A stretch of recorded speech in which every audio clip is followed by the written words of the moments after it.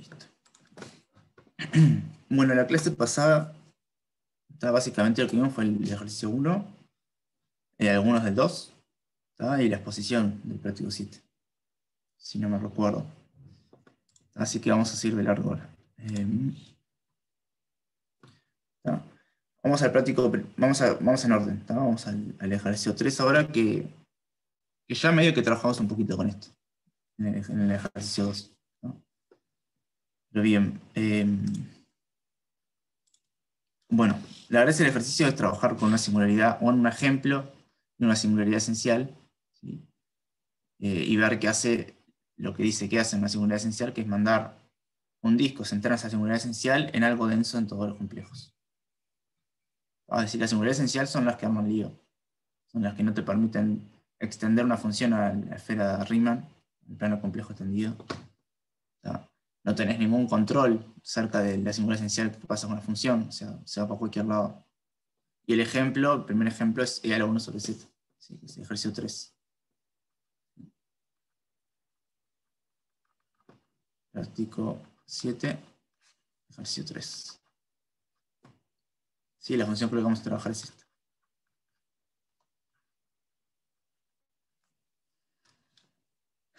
Bien, ¿qué dicen las partes? Las voy a anotar acá. La primera parte es ver que tiene una singularidad esencial. La segunda parte es ver algo con la exponencial. Y la tercera parte es verificar que un disco centrado en la singularidad esencial se manda por F a un lugar denso. ¿No? De hecho, se va a mandar a todo el plano complejo.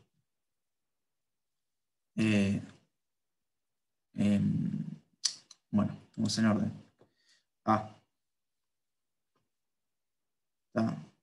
Veamos que Z igual a 0 es singularidad esencial.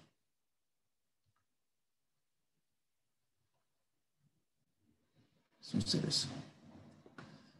Bien, les recuerdo, o sea, que era singularidad esencial. Básicamente la podemos definir como algo que no es una singularidad habitable ni un polo. Si quieren, esa es la definición más rápida, ¿no? O sea, chequear que no es un polo ni una singularidad habitable.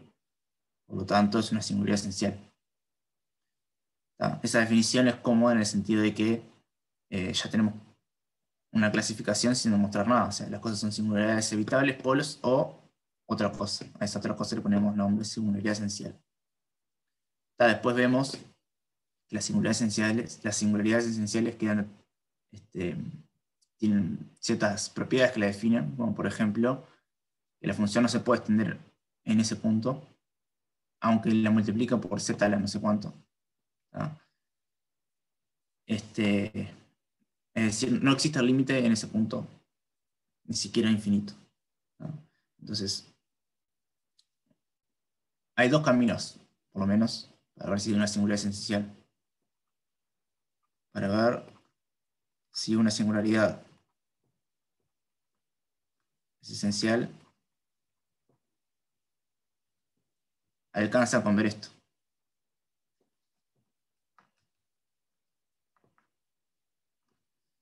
El límite de f de z, cuando z tiende a z0, z0 es la singularidad esencial, si quieren.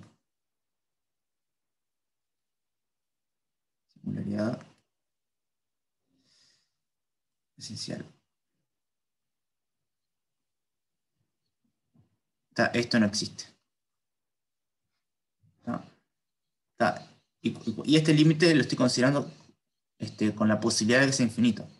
¿Sí? O sea, cuando el límite es infinito, digo que el límite existe. ¿Qué significa que algo tiende a infinito? Si quieren rápido, que norma tiende a infinito. Dicho de otra forma, podemos encontrar sucesiones, ¿no?, que tienen una singularidad esencial, pero sus imágenes hacen cualquier cosa. Algunas capaz que tienden a infinito, otras capaz que tienden a un número, otras capaz que tienden a otro. O sea, directamente la sucesión hace cualquier cosa, ¿no? Otra forma es ver que no es un polo evitable ni polo.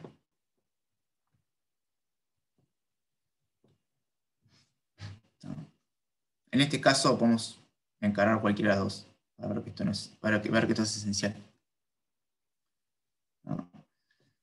Bueno, lo que vamos a hacer ahora es escribir esto con su serie de Taylor. ¿No? E a la Z es esto.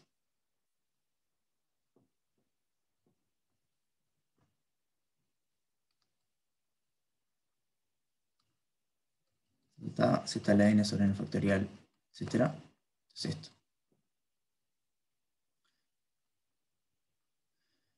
Z a la n sobre n factorial.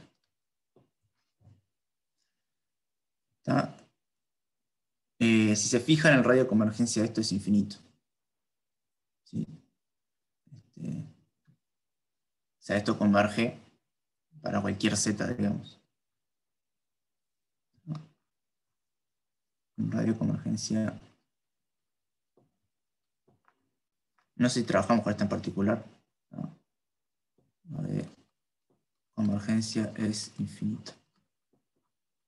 En otras palabras, esta expresión vale para cualquier z de los complejos y me da el exponencial literal. ¿Sí?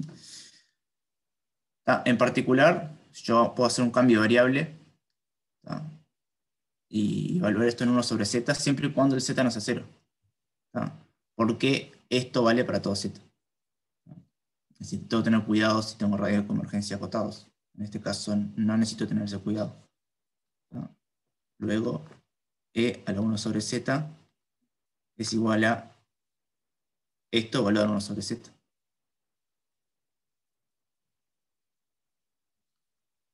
Infinito es igual a esto.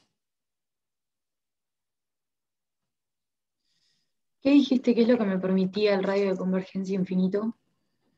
Me permite que esta expresión sea verdadera para todo z, distinto de 0. ¿Por qué? Porque todo z es 1 sobre z' para otro z'. Básicamente estoy diciendo eso. O sea, vamos a explicar eso con un poco más de detalle. ¿No? Como e a la z es igual a esto,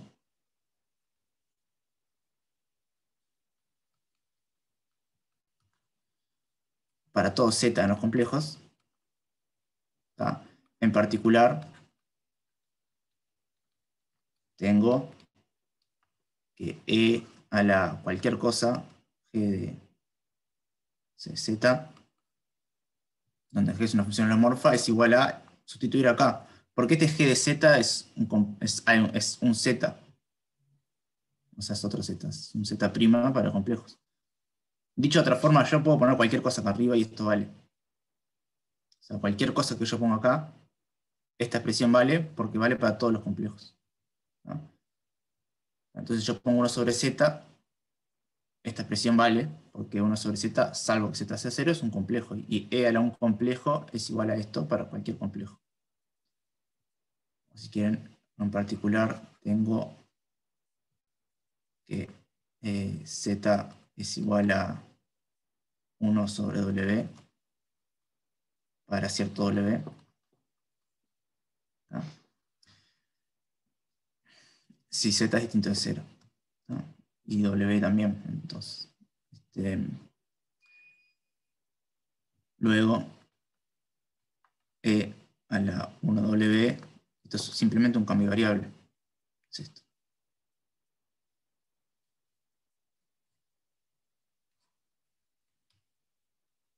Simplemente al z le llamé 1 sobre w. ¿No? Y w puede ser cualquiera porque z puede ser cualquiera. ¿Qué pasa si yo tuviera un radio de convergencia? ¿No? Por ejemplo, si esto valiera para z entre 0 y r, acá esto valdría para los 1 sobre z tales que 1 sobre z sea menor que r. No sé si se entiende eso. Es decir, si acá tuviera un radio de convergencia r, esto valdría si 1 sobre z pertenece al disco de centro 0 y radio r. ¿No? Igual para evaluar singularidades en cero, como que no me importa tanto el radio de convergencia, ¿no? Porque, o sea, mientras sea mayor que cero, mientras se cumpla para alguno, siempre me puedo tomar una bolita chiquita cerca de cero y ta.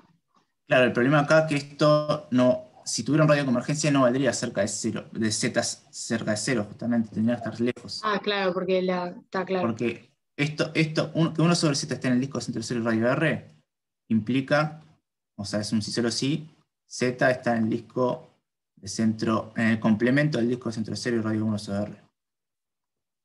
O sea, esto vale para zetas que están lejos del 0. Si Claro.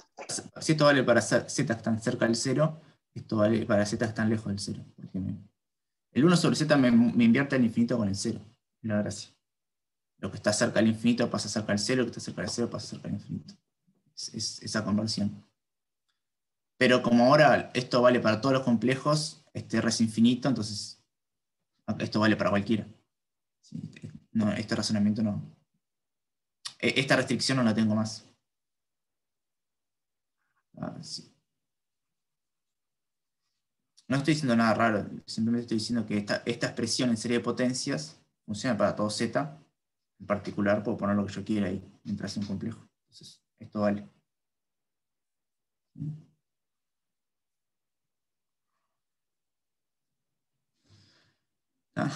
Bien.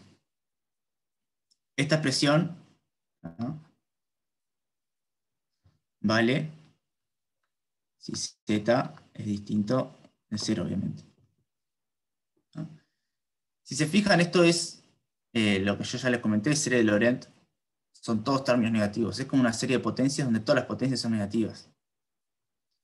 No les estoy probando nada, simplemente les estoy comentando para que agarren intuición de que recuerden que la serie de Laurent, cuando tiene la parte negativa, las potencias negativas acotadas, o sea, hasta un m, es porque tengo un polo de orden m. Y si eso no termina nunca, como es este caso, tengo una singularidad esencial. Eso no lo probé, es parte del teórico. Sí. Igual no voy a usar eso para el ejercicio, ¿no?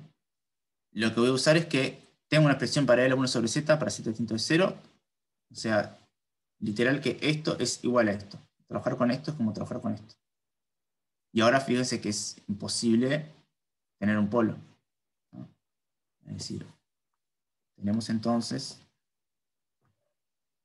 que f de z es la función que tenemos, es esta función. O si quieren la escribo así.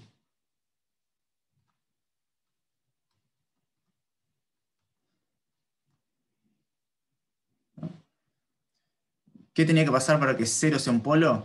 Que si lo multiplicaba por z menos 0 a la orden del polo, esto se tenía que convertir en algo homomorfo. Y eso no va a pasar nunca. ¿Sí? Siempre voy a tener algo abajo dividiendo, ¿no? Entonces nunca voy a poder tener un polo.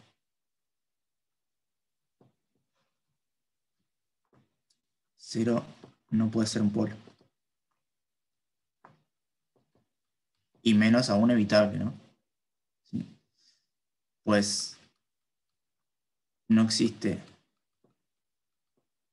m natural tal que f de z por z menos 0 a la m, o sea, z a la m, sea holomorfo. O tenga singularidad evitable en 0. Pues, en realidad es eso. ¿Está? ¿Por qué? Porque si esto multiplico por z a la m, bueno, algunos términos sí, algunos términos me quedan con el z arriba, pero hay muchísimos que no, infinitos que no. ¿No? Es decir,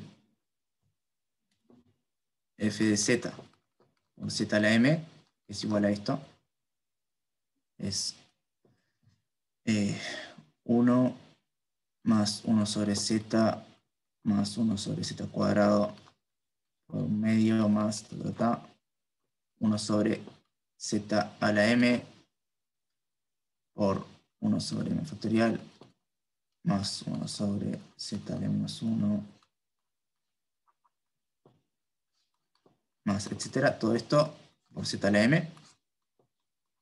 Los primeros términos sí me van a quedar con z a la m, con un z arriba, pero después a partir de este ya no. Me va a quedar z a la m más z a la m menos 1 más, hasta que llego acá, se me cancela con este y me queda más 1 sobre m factorial, y acá ya me empieza a quedar un z abajo. 1 sobre z por 1 sobre m más 1 factorial más 1 sobre z cuadrado por 1 sobre m más 1 factorial más etcétera. Y esto no es holomorfo, o sea, no puedo evitar, no tengo una singularidad evitable en 0 porque esto no puedo definirlo en 0 tampoco. Acá está el problema.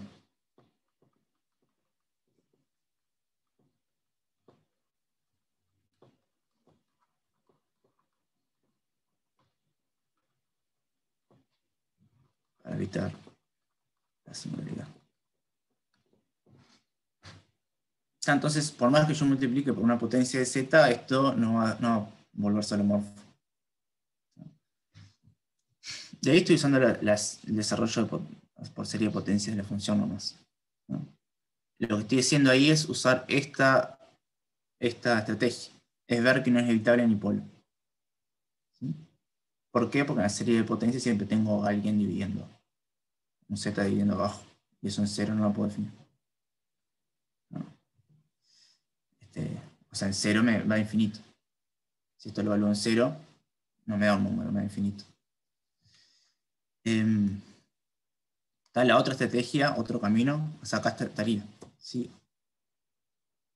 Entonces, acá sería entonces, si no es ni polo ni evitable, es esencial. Otro camino es buscar unas dos sucesiones Zn Wn tales que f de Zn tienda a algo y f de Wn tienda a algo prima con algo distinto de algo prima.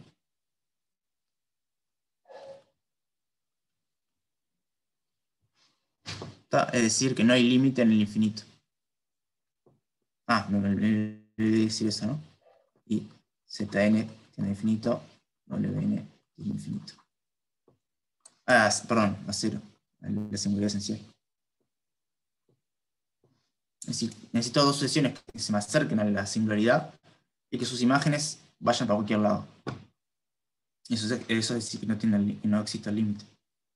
¿No? ¿Y cómo hago eso? El mismo razonamiento que hicimos para ver que la exponencial no se puede extender al infinito. Es el mismo razonamiento. ¿No? Es la misma razón, bueno, acá, ahora lo vamos a ver. Es la misma razón que esto está en un ejercicio del práctico 1, si no me recuerdo.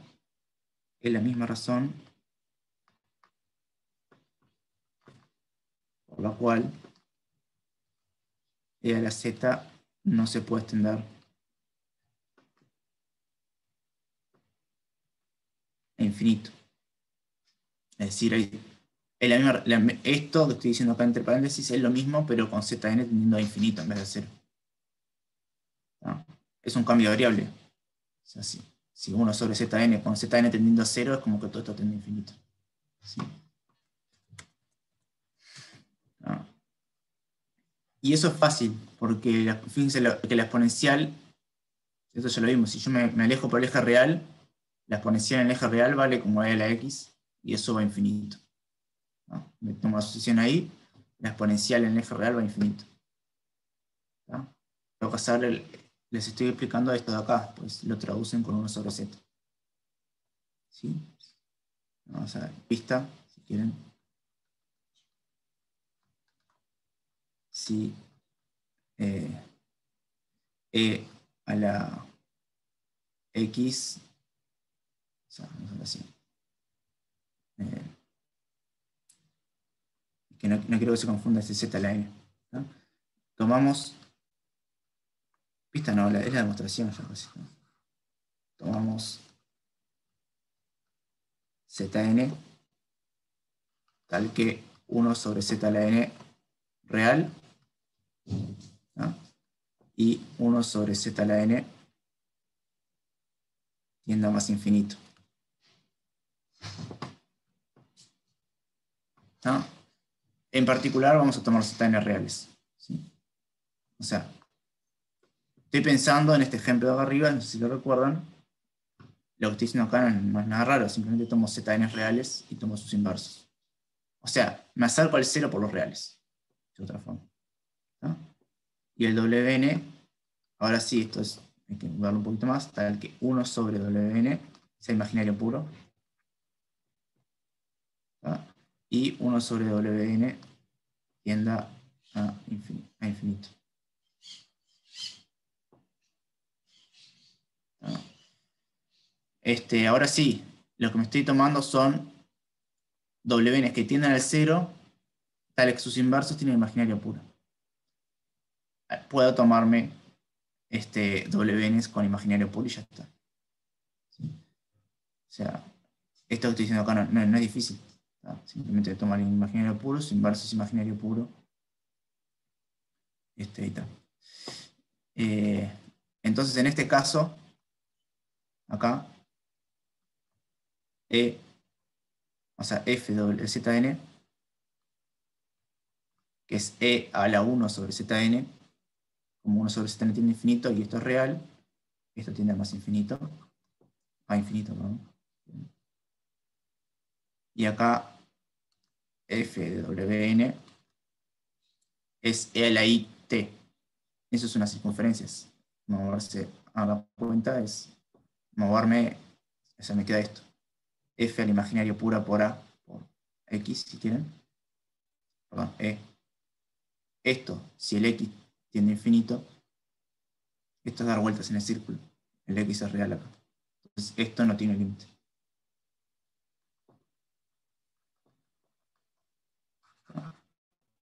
Por lo tanto, tiene una sucesión que va a infinito, pero otra hace cualquier cosa.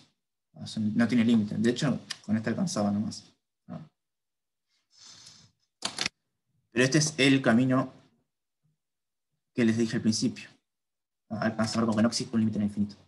Capaz que dibujitos para que me entiendan. Y lo que estamos haciendo es...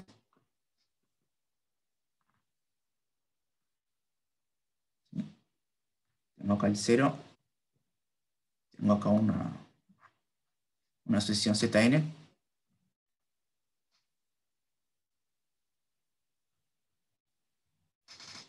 ¿Sí?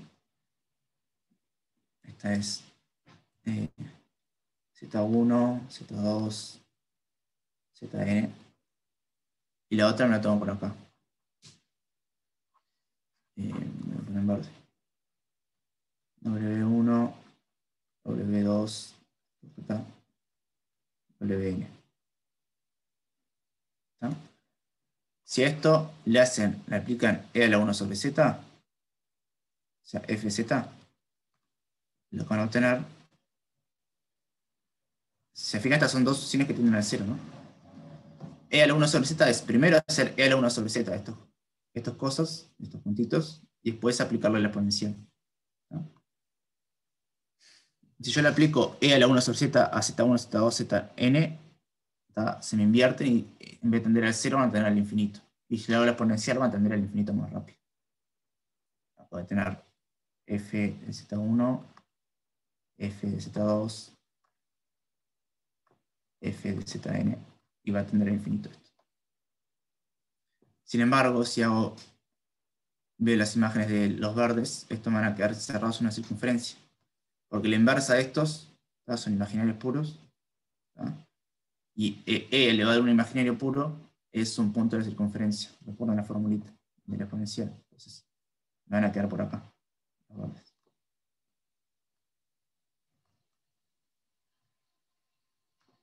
Una circunferencia. No sé, W1, W2, FW1, FW2, FW3, así sucesivamente. FW. Van a empezar a dar vueltas en la circunferencia, ¿no?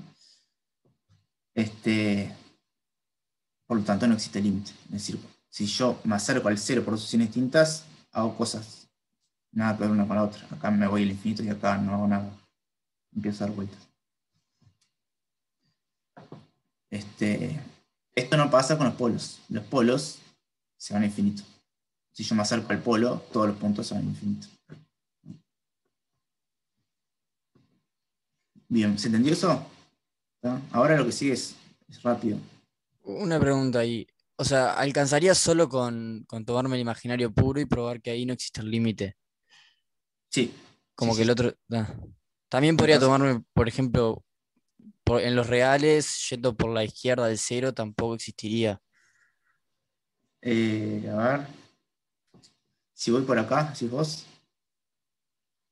No, ahí, eh, ahí existiría y sería cero, que combinado con otro que no es cero, alcanza. Porque ahí tendría a ser algo así como e a la menos infinito, en el límite, que es cero. El menos infinito real. O sea, imagínense que no es e a la 1 sobre z, sino que es e a la z.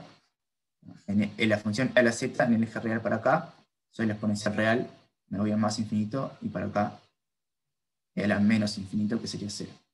O sea, Ah, por acá es cero y por acá es infinito. bien, Con mis bien. dos, un límite para cada uno distinto, ahí sí. Tengo que no existe el límite. ¿No? O sea, lo que tengo que probar es que no existe el límite. Encontrar o una sucesión que tienda al punto y no tenga límite, como es la verde, o dos sucesiones que tienen cosas distintas. Ah, acá con la verde alcanzaba porque no tenía límite ya. Depende. Me la puedo agarrar de tal forma que tenga límite.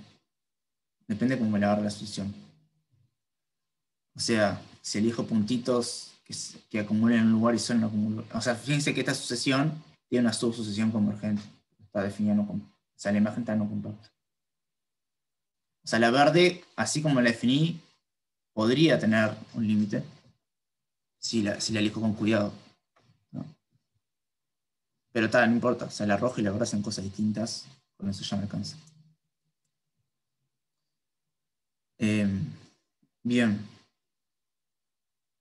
¿Quedó claro esto? O sea, si ven como en este práctico como que estoy siendo un poco más lento, porque me parece que son cosas importantes o estrategias que se usan después, ¿no? Eh, Después hay que ver que, jugar un poquito con la exponencial, ver que una banda se manda a todo, ¿no? TV, ¿no? Ver que una banda así, horizontal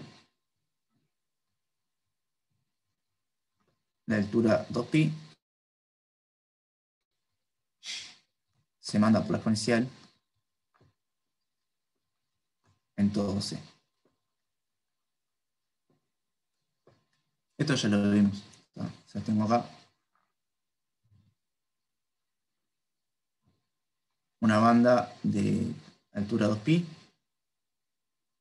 Este es θ 1, θ 2, con θ 2, una θ 1 de la 2pi, es una altura 2pi, tengo una banda acá.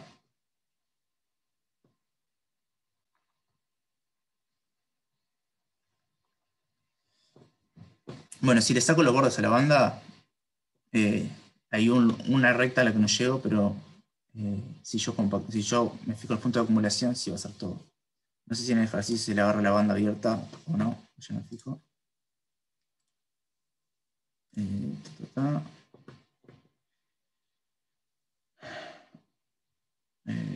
Se agarra la banda abierta, sí, ¿no?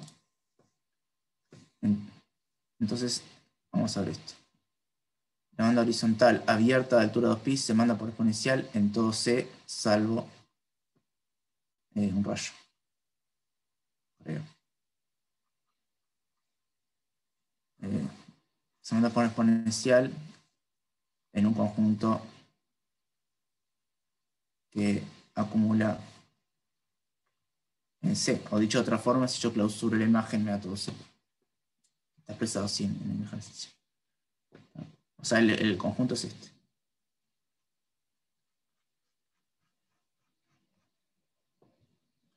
Y bueno, simplemente si ven la fórmula exponencial es claro. La exponencial de A más IB, o lo escribo así, X más II, si tiene este es el eje X, este es el eje Y, es E a la X, ¿tá?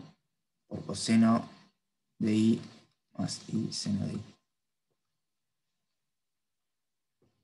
¿Tá? Entonces, el X se puede mover en todo esto. O sea, tengo todos los reales, ¿no? Para el módulo. Entonces, tengo los complejos, el módulo de estos complejos de los que puedo llegar con la banda roja son todos los módulos posibles. ¿No?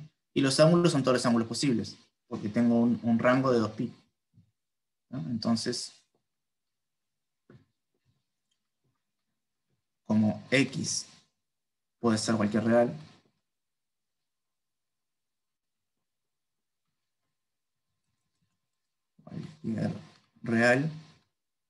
¿no? Alcanzo todos los módulos.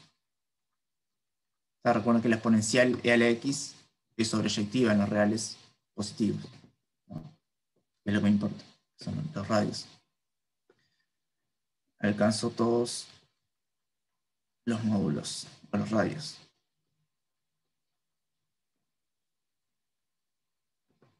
¿No? Como que I juega el papel del ángulo, acá, varía entre dos ángulos que se diferencian pi, o sea, doy una vuelta completa, llego a todos los ángulos, menos al ángulo 2π. En realidad no al ángulo 2π, sino al ángulo θ sobre 2. Ojo, o sea, observen que esta ecuación me está diciendo que el ángulo θ sobre 2, perdón, θ sub 2 y θ sub 1 son el mismo ángulo. Son distintos números, pero como ángulos son iguales. Dos ángulos que distan 2π son el mismo ángulo. Es decir, el ángulo θ2 y el ángulo θ1 no los tengo porque los dibujé punteados, pero tengo todos los otros ángulos.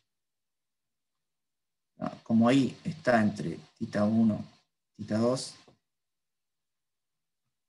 y aquí están todos los ángulos, perdón, voy a otro.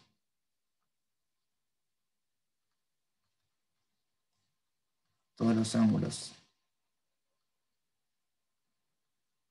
salvo el ángulo θ1, que es igual al ángulo θ2, vistos como ángulos. ¿Tá? Entonces, consigo la imagen. ¿Tá? O sea, F de la banda horizontal va a ser igual a todos los complejos de módulo lo que sea y ángulo lo que sea menos θ2. Va a ser igual a Z igual a R por E a la θ con θ entre θ1 y θ2. Como θ1 y θ2, el ángulo, o sea, los ángulos que van de θ1 y θ2 son todos los ángulos, salvo uno. ¿Ah? Consigo todo menos el rayo. Es igual a todos los complejos menos, ¿no? Z igual a R por E a la θ 1 con R real. Esto es un rayo. Así, la imagen es esto. Saco un rayo. El rayo del ángulo θ1. Sacando ese rayo, el resto llego.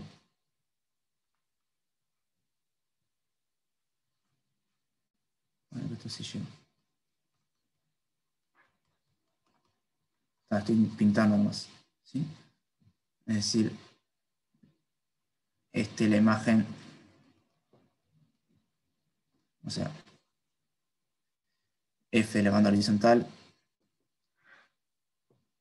clausurado, esa era la punta de acumulación, me da C. ¿Tá? Si yo clausuro, este rayito que me faltó lo tapo, porque este rayito es acumulado por lo pintado rojo. Entonces, si clausuro la imagen, esto es... ¿Para qué se va a usar eso? Para ver que si yo me agarro un disquito cerca de F de la singularidad esencial de la parte anterior y clausuro, voy a llegar a todo C. Si se fijan, si yo agarraba la banda, esta, pero la banda cerrada, ya automáticamente f de la banda era todo 0, se tenía todos los ángulos posibles, y f era sobreyectiva sobre los complejos. Bien.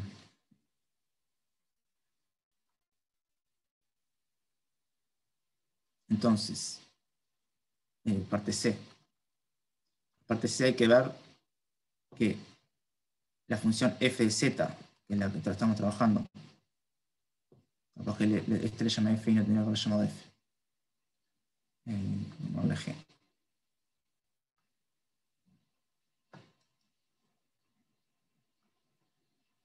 G de z es igual a la exponencial.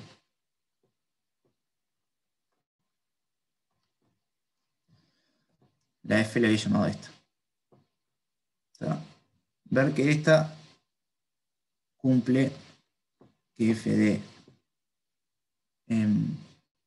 disco de centro 0 y radio R, cualquier R, es denso en C. O sea, lo clausuro, esto C. ¿Está? F es la composición de las funciones. 1 sobre z y la exponencial. ¿No? Vamos a observar. Voy a hacer un dibujito de qué es lo que está pasando. ¿Está? Tengo el plano complejo.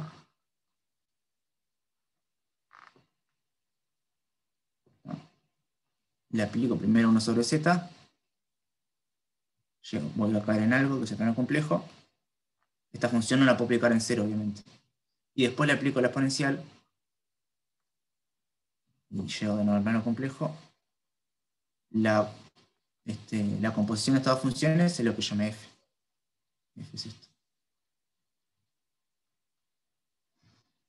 Bien.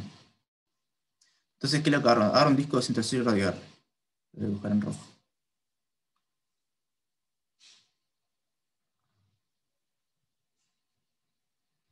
¿Sí? Es el disco de centro 0 y radio R. Sin el 0, ¿no? 0 no lo pongo. Bueno, puedo evaluarlo. Disco de centro 0 y radio R. Abierto. ¿Qué pasa cuando yo le hago 1 sobre z al disco de centro 0 y radio R? Ah. Bien, para empezar, fíjense que 1 sobre z tiene que mandar el disco en un disco. Fíjense que 1 sobre z en particular es una transformación de Möbius. Una transformación de Möbius manda una circunferencia en circunferencia recta. ¿No? Y para que sea una recta, la imagen, la preimagen tiene que tener alguien que va al infinito. Eso medio que ya lo habíamos hablado, no importa igual. Lo que voy es que la imagen de la circunferencia esta tiene que ser una circunferencia porque nadie de acá va al infinito. El que va al infinito es el 0. Entonces la imagen es una circunferencia. Bueno, además va a ser una circunferencia que va a estar centrada en 0 y el radio va a ser 1 sobre R. Vamos a ver si nos convencemos de eso.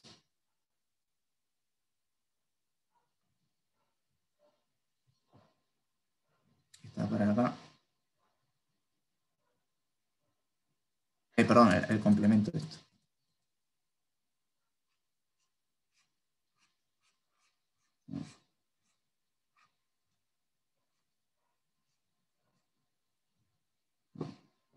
Entonces, esto va para acá y el 0 va para el infinito está por acá afuera. Es como que el 1 sobre z da vuelta a la circunferencia y achica un poco el radio, o la grande, depende de quién sea R. ¿No? Fíjense quién es 1 sobre z. La función 1 sobre z, si multiplico por z conjugado arriba y abajo si quieren, es esto.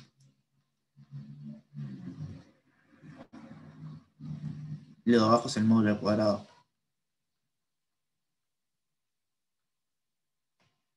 Esa es la función 1 sobre z. ¿Sí? Lo que hace es conjugar y dividir por la norma.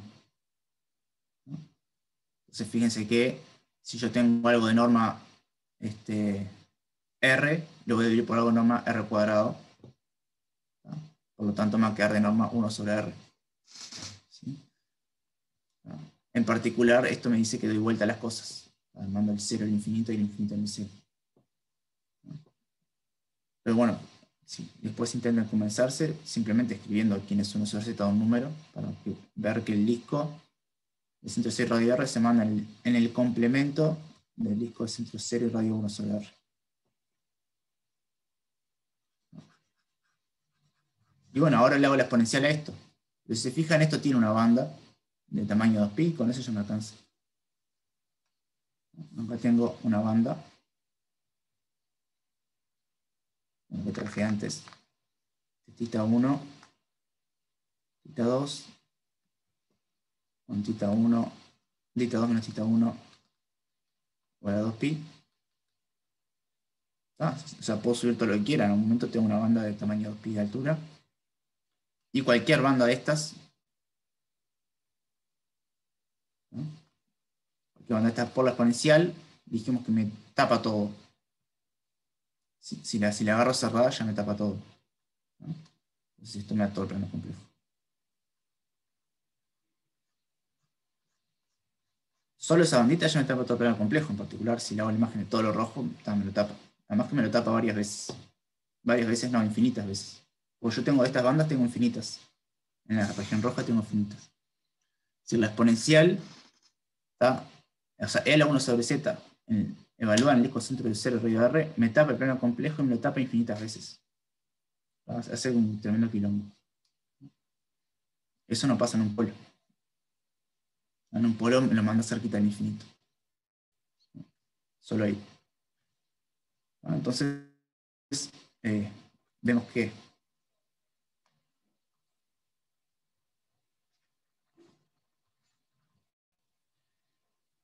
F del disco del centro 0 radio R es igual a la exponencial del disco del centro 0 y radio 1 sobre R complemento, que es igual a todo C, pues disco del centro 0 y radio 1 sobre R complemento contiene bandas horizontales de altura 2pi. Y acá lo que estoy usando es el ejercicio y uso ejercicio anterior, uso por 3.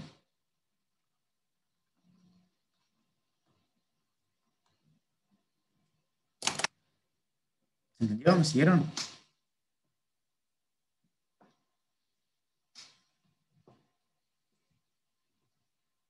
Las singularidades esenciales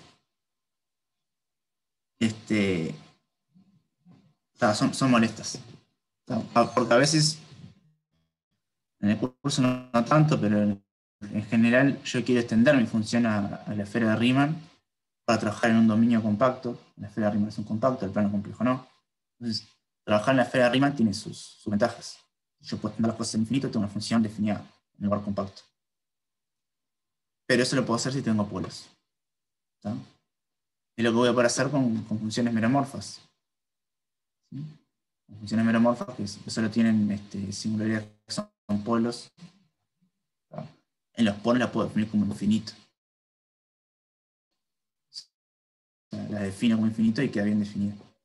Si tengo singularidades esenciales no puedo definir nada porque no existe el límite. Bien. ¿Dudas hasta acá? Si no, pasamos a alguna presentación. No. Todavía me quedan cosas por comentarles, pero no creo que pueda, o se las comentaré en la clase que viene. ¿No? Pero vamos por arriba. Por ejemplo, un ejercicio interesante que quería hacer, que no me da el tiempo, intenten, si no me preguntan, es el de una demostración de un teorema de Liouville. Es el, ya les digo cuál, es el 5. ¿Está? Después intentan hacer el 5. Si no les sale, me pregunten por mail, por Telegram, por donde sea. Porque está bueno. Bien. Bueno, exposiciones. ¿Quién quiere arrancar? El ejercicio 8, que lo tenía Julia, ¿puede ser? Sí, lo tenía yo. ¿Querés decir con ese? Dale, sí. Dale. dejar compartir.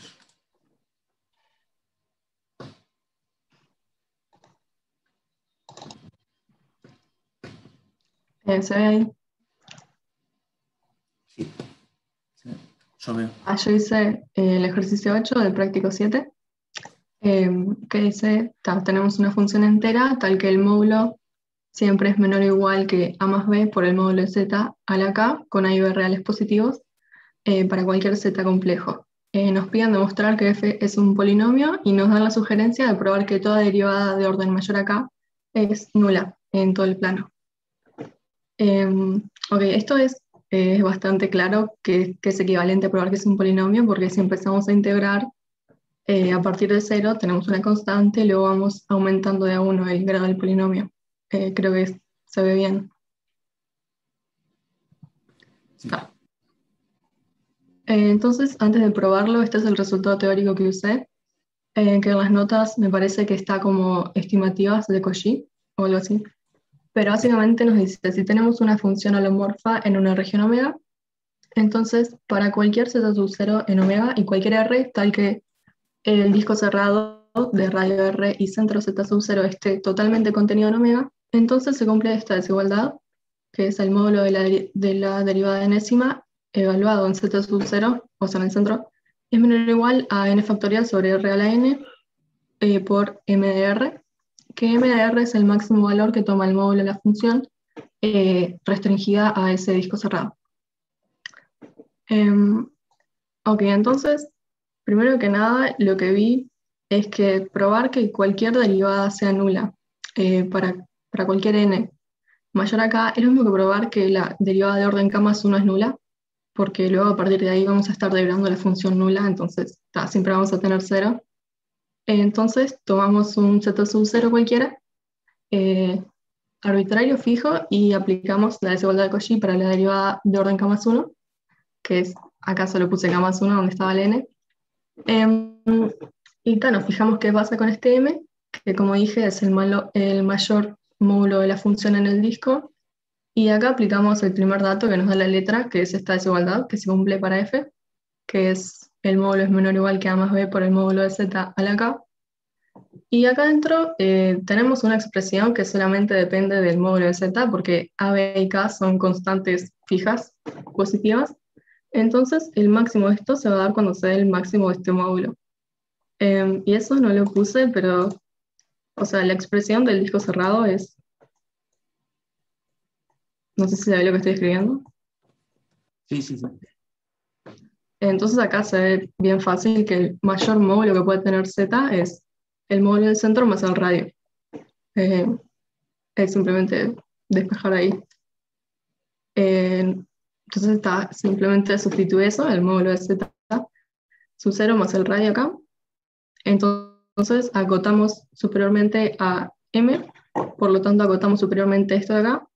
Entonces acá lo único que hice fue meter eso donde estaba el m antes. Y el siguiente paso se basa en el otro dato que tenemos sobre f, que es entera, o sea, es holomorfa en todo el plano. Entonces, en la desigualdad de Cauchy teníamos que esta desigualdad se cumple para cualquier r, tal que el disco esté totalmente contenido en nuestro dominio. Pero en este caso nuestro dominio es todo el plano, entonces cualquier disco va a estar contenido, o sea, si R tiende a infinito, esta desigualdad se va a seguir cumpliendo, porque el disco va a seguir estando en omega. O sea, no tenemos cota superior para R porque el plano es infinito. Entonces, podemos tomar el límite cuando R tiende a más infinito y ver si transformamos esta cota en algo que no sea tan feo y que nos sirva de algo. Entonces, eso fue lo que hice, tomar el límite cuando R tiende a más infinito, de esto que está a la derecha, que es un límite real, y lo único que está variando es R, todo el resto son constantes reales fijas. Entonces, tomamos el término de mayor de arriba, se nos simplifica, se nos van las K y nos queda el límite de 1 sobre R, que es 0. Entonces, bueno, esto que está acá a la izquierda, esto no depende de R de ninguna manera, o sea, es simplemente un módulo. Entonces, si lo acotamos para algún R en el infinito, lo acotamos, digamos, o sea, lo acotamos, porque la cota no puede depender de R, porque la función no depende de R. Entonces, ya tenemos el módulo acotado superiormente por 0, Menor a 0 no puede ser porque es un módulo, entonces el módulo es 0, y si el módulo de un complejo es 0, el complejo del mismo es 0.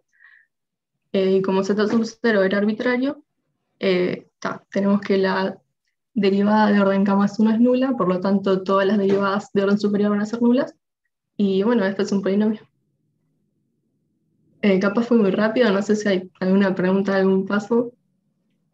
Capaz que hacemos un repaso de ideas más que otra cosa. El ejercicio es el 8 del práctico 7. A ver, o sea, yo lo seguí porque ya lo conocía, pero vamos de nuevo un poquito para atrás. Sí, siento que fue muy rápido. Sí. Para repasar las ideas nomás. Está bien. Ok. O sea, primero que nada, el objetivo es ver que una función entera que cumple cierta condición es un polinomio, ¿no? Que es la condición que estaba antes, creo. Que es que la función sea, para todo z, el módulo sea menor que a más b por módulo de z a la k. ¿No? Sí. Eso ahí.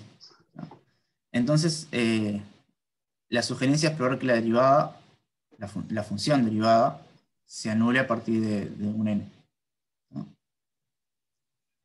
Bien. Ver que o sea, que eso es equivalente a que es un polinomio, se dan cuenta por qué es. O sea, ahí Julio lo explicó, pero no sé si lo pasaron medio rápido, capaz. O sea, una forma de pensarlo es: agárrense un punto cualquiera, agárrense el desarrollo de Taylor en ese punto, y lo que estamos diciendo es que el desarrollo de Taylor en ese punto, a partir de un momento las derivadas son cero, entonces a partir de un momento no sigue el desarrollo de Taylor. Si el desarrollo de Taylor no sigue, hasta el último grado me queda un polinomio. O sea, una serie de potencia truncada es un polinomio. Entonces lo que estamos diciendo es, si a partir de un momento las derivadas son cero, recuerden que los coeficientes de desarrollo de potencias están relacionados con la derivada. Son múltiplos de las derivadas. Entonces, agarran cualquier punto, la función es holomorfa y analítica, para el desarrollo de potencias ahí, y lo escriben la función como un polinomio. ¿No? Entonces alcanza con ver esa sugerencia. Y ahí lo que en el siguiente paso que explicaste, Julia, es que alcanza a comprobar que no es necesario comprobar que todas las derivadas son ceros, sino que la primera función derivada, no en un punto, sino la función derivada es cero. ¿No? Porque si bien después fijas un punto, es este paso, que capaz que lo puede pasar desapercibido, dice que no es yo creo que la función fk más 1 de z es 0, la función 0. Entonces ahí sí agarra un z0 cualquiera arbitrario, y ahí se fija ese, quiero ver que es ese 0. Pero ese z0 es cualquiera. Sí, claro. ¿No? Entonces agarra un z0 cualquiera y quiero ver que fk más 1 de z0, ese es el objetivo. Y ahí es donde arranca, digamos, la demostración. O sea, ahora todo se reduce a ver que fk más 1 evaluado en un z0 cualquiera, y nos fijamos, es 0. Y ahí arranca la demostración con este teorema, proposición, lema, no sé cómo se llama, que es la desigualdad estimativa de Cauchy. Eso, si no lo recuerdan, si no lo vieron, no es difícil la demostración, fíjense en las notas, es jugar con la fórmula de Cauchy, básicamente. Sí, es la deriva de la fórmula de Cauchy, básicamente es lo único que hace. Y lo usé. Sí. Así que, y si no, está bueno que lo bichen eso. O sea, de hecho, podría estar hasta en un ejercicio, capaz que guiado, pero podría estar en un ejercicio. Creo que lo usa para demostrar U-Bill en las notas. Sí. Entonces, la demostración arranca ahí, usando esa desigualdad que ahora nos va a caer del cielo, pero está en las notas. Es esa que escribió. Fíjense bien qué es cada cosa, porque capaz que, si no, el MR, por las dudas, háganse una imagen gráfica de lo que está pasando. Me estoy fijando el Z0, me estoy agarrando un disco centrado en el Z0, ¿no?, de radio R, y el M es el máximo de la función en ese bordecito. Perdón, en todo el disquito. ¿Ah? El máximo del módulo. ¿Ah? ¿Por qué tiene máximo el módulo? Porque es una función continua en un compacto. ¿Sí? O sea, ese MR está bien definido. Entonces tenés esa estimativa y ahora empieza a trabajar con eso. Empieza a laburar con eso. ¿No? Seguí. Ahí va. Ahí lo que hiciste es el primero, en vez de acotar primero la FK+1, acotaste primero el máximo M en el paso anterior. Sí. Entonces, transformaste la desigualdad que cayó del cielo, que es la desigualdad de Cauchy, la adaptaste a tu problema. O sea, el M, ahora pudimos decir algo más del máximo ese. Que lo acotaste en función del radio y del Z0. Bien, entonces vos seguiste con eso. O sea, como que mejoraste la fórmula para este caso, por decirlo de alguna forma. Sí, claro. Seguiste trabajando con eso. A ver si están siguiendo. Si alguien nos sigue algo, te grito. Y después trabajaste con esta estimativa de nuevo, mejorada. ¿Sí? Y acá es donde está la gracia de que sea entera, la hipótesis que no se había usado en realidad todavía. ¿Sí? ¿No? Como es entera, yo el disco le puedo agarrar todo lo grande que yo quiera. El disco tiene que estar, obviamente, en el dominio de la función holomorfa. Y la función, como es holomorfa en todos lados, el disco lo puedo agrandar todo lo que yo quiera. Por eso el papel de R acá es variable, es decir, yo puedo agarrar el radio que yo quiera del disco y esta fórmula sigue valiendo, que es lo que dice ahí. Bueno, y juega con eso. Ahora el R lo agranda todo lo que yo quiera, y bueno, si se fijan en esa fórmula, o sea, las cuentas es la demostración formal. Pero si se fijan en lo que está ahí en la ecuación 3, ya no podemos creernos, ¿no?, de que eso es tan chico como nosotros creamos, porque la parte de arriba, si yo muevo el R, o sea, el R es lo único que varía. Lo de arriba, NR, es como un polinomio de grado K, y lo de abajo es como un polinomio de grado K+1. Un polinomio donde la variable es R, digo. Tengo un orden más grande abajo que arriba, si lo hago en infinito, eso me da 0. Entonces ya lo podemos crear de antemano sin hacer las cuentas. De que ahí estamos diciendo que eso, si yo agrando el R, estoy diciendo que el FK+1 Z0 es tan chico como yo quiero. Y después ahí es donde termina ganando. En el siguiente paso. Que es la última diapositiva, creo. Bueno. ¿Se entendió entonces? Capaz que si nunca vieron la estimativa esta de Cauchy, les parece un poco mágica, pero repito que no es nada misterioso. Bien. ¿Dudas? Dudas pueden ser de detalles o dudas de la prueba en general. Después lo subimos, obviamente. Sí, después te paso el PDF. Sí.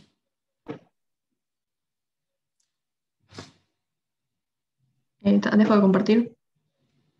Sí, si nadie tiene dudas. Sí, ahí va. Bueno, como comentario, tengan claro, voy a compartir 2 segundos. Bueno, solo 2 segundos. Fíjense que lo que hizo Julia es, tenemos una función f de z que cumple esto. Por z, acá. Como la función es entera y holomorfa en todos lados, f de z se escribe así como una serie, ¿no? Sub n por z al n. ¿No? Y que nos diga esto, que f de z es menor que esto, no es inmediato, lo estoy diciendo, pero solo para que vean que tiene sentido. Lo que estamos diciendo de alguna forma es que la f no puede ser una serie infinita. Porque una serie infinita no cumpliría esto. O sea, esto combinado con esto estaríamos diciendo esto. La serie a n por z n infinita es menor que esto.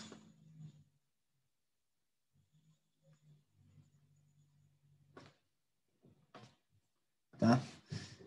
No es tan, o sea, no es literal lo que les estoy diciendo, pero de alguna forma estamos probando que para que se cumpla esa desigualdad, que tenga sentido, esa serie no puede tener z a la n muy grande. Si se fijan, también están los coeficientes jugando un papel, ¿no? Pero si tengo z a la n muy grande, esta desigualdad se debería dejar de cumplir. Es eso nomás. Entonces, tendría que esto es finito, entonces es un polinomio. Bien. Bueno, Bruno, ¿te animás a hacer lo tuyo ahora? Yo creo que da, no sé si te parece a vos. Hola. Sí, Hola. yo ahora comparto la pantalla y pongo la presentación que preparé. Yo creo que da bien el tiempo, pero vemos, a ver. Compartí. Si comparto así se ven cosas negras del Zoom o se ve toda la pantalla. Yo veo la pantalla, o sea, veo las diapositivas a la izquierda, chiquitas, o sea, veo tu pantalla. Ah. No, porque a mí me quedó cosas con controles del Zoom por encima de la pantalla. Entonces, Ah, sí, eso. le tapo a usted. Lo vemos nomás. Bueno, lo que yo voy a presentar es el ejercicio 9 del práctico 7.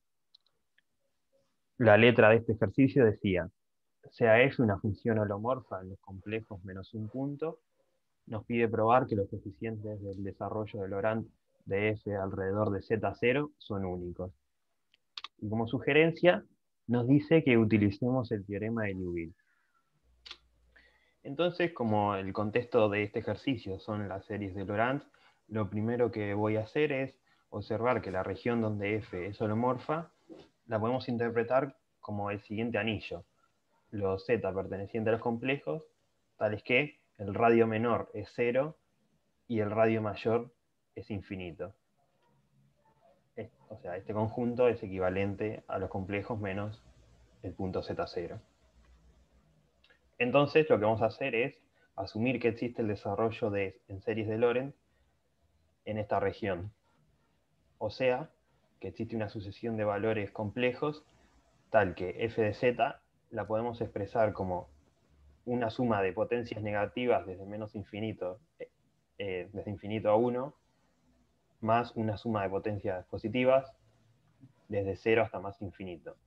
Que Voy a para... un segundo porque yo esto se los conté muy por arriba, pero no conozco detalles. No sé si recuerdan cuando hablamos al principio de singularidades, que les dije que, por ejemplo, las esenciales se pueden escribir así como una serie infinita a la izquierda, o sea, de negativos, ¿no?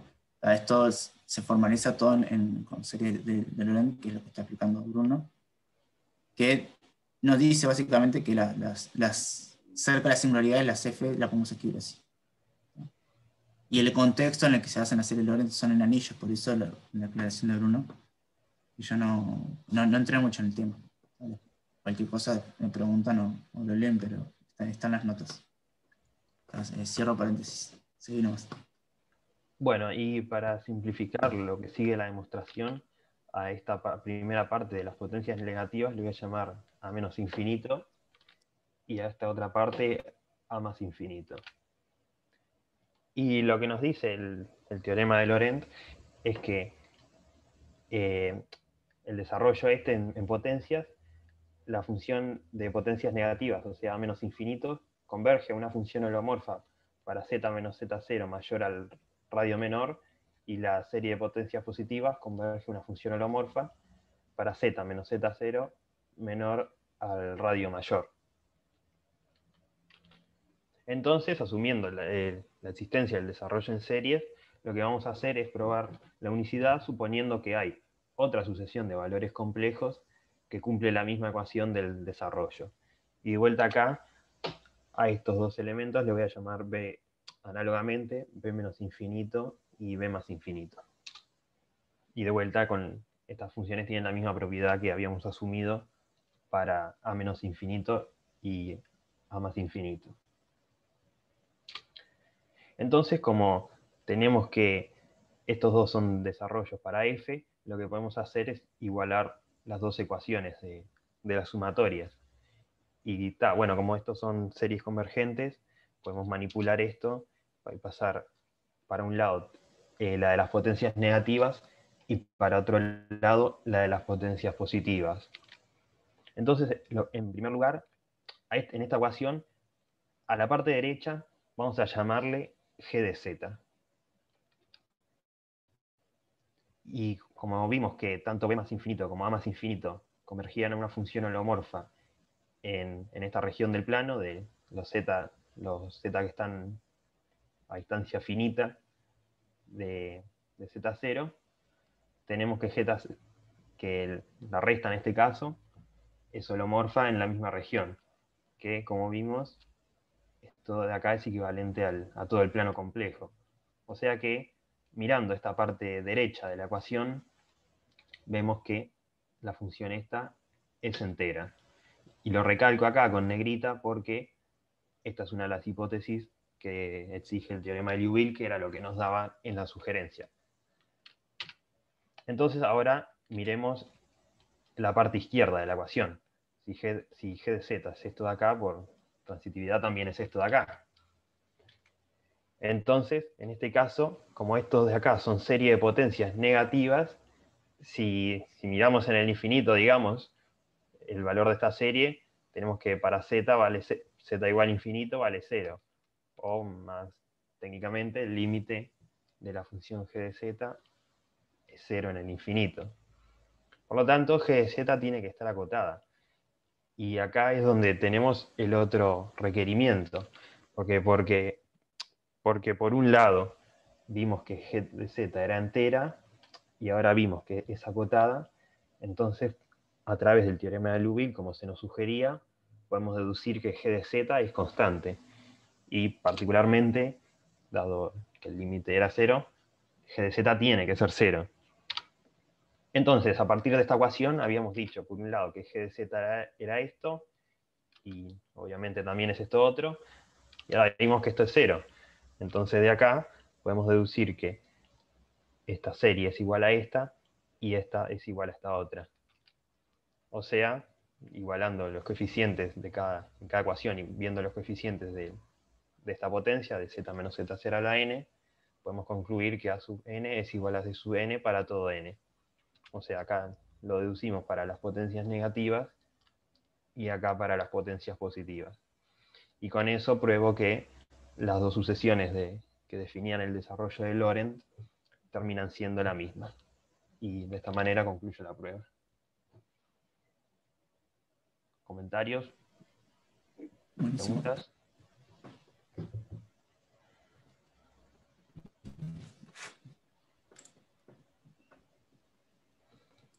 ¿Quieren repasar alguna Bien, de las diapositivas?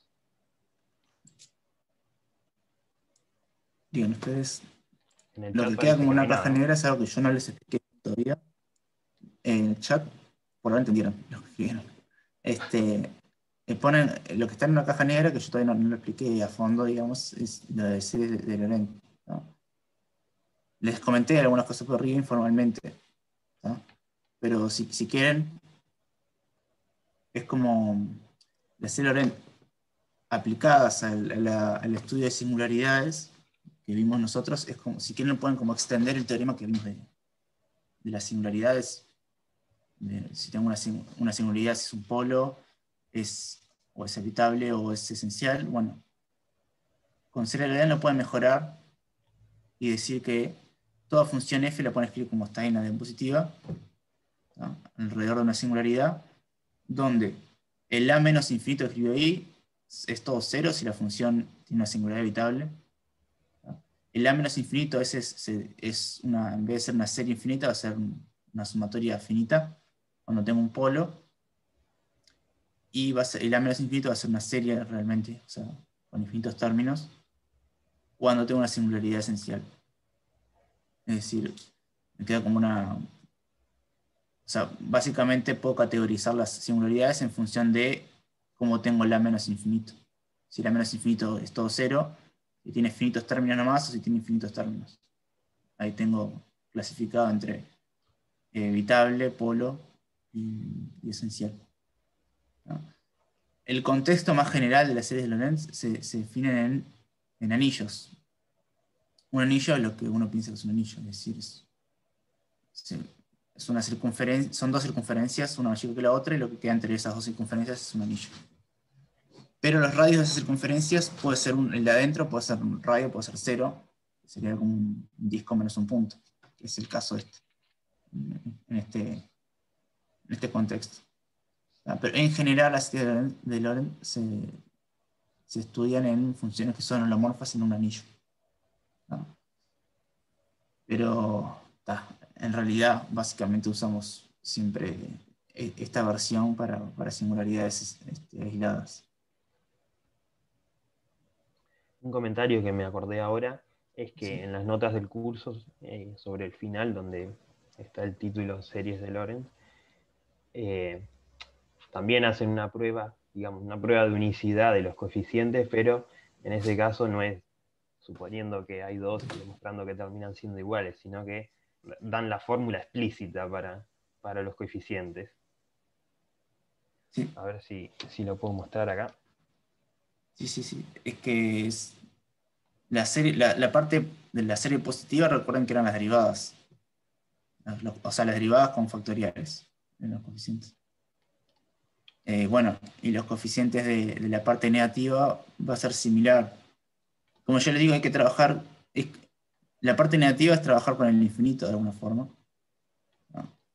Entonces hay que estudiar qué pasa en el infinito. A ver si está bien. Acá está. Acá le llamaron C sub n a los que yo llamé A sub n y B sub n. Esta, digamos, sería la fórmula para los coeficientes del desarrollo de Lorentz. Y gamma 1 sería un anillo chiquito. O sea, la parte de adentro del anillo. Sí, gamma 1 es una curva que está por adentro del anillo. Acá está. También, si se fijan, es parecido es como la fórmula de derivadas. No sé si recuerdo más o menos. Es casi eso. Lo que pasa es que esto lo está haciendo en un lugar donde la función no es derivable, o sea, no está definida. Es el Z0. Esto Pero también está explicado en uno de los videos de Juliana Xavier. sí, está bueno que lo lean, o sea, es súper útil. Y cierra un poquito la teoría de estudio de singularidades aisladas, ¿no? Pero bien, por mí, súper claro. No sé si alguien tiene preguntas.